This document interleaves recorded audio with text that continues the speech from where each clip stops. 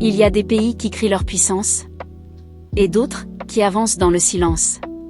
Des pays dont on parle chaque jour dans les journaux, et d'autres qu'on ignore, qu'on sous-estime, qu'on oublie volontairement.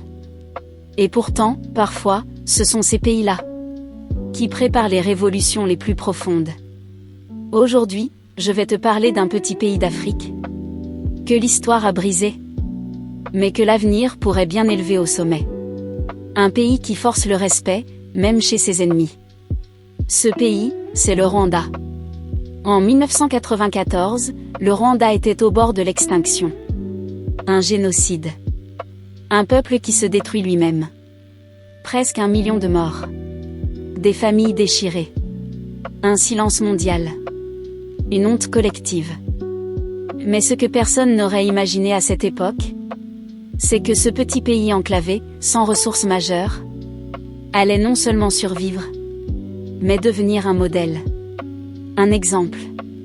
Un mystère pour beaucoup. Une inspiration pour ceux qui espèrent encore. Parce que oui, le Rwanda ne s'est pas reconstruit avec la pitié.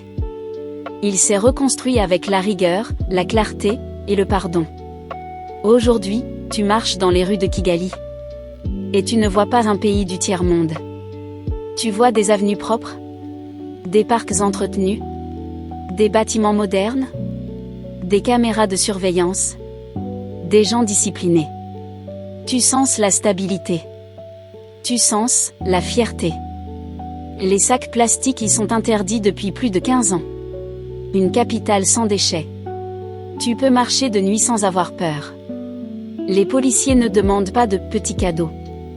Les fonctionnaires doivent rendre compte.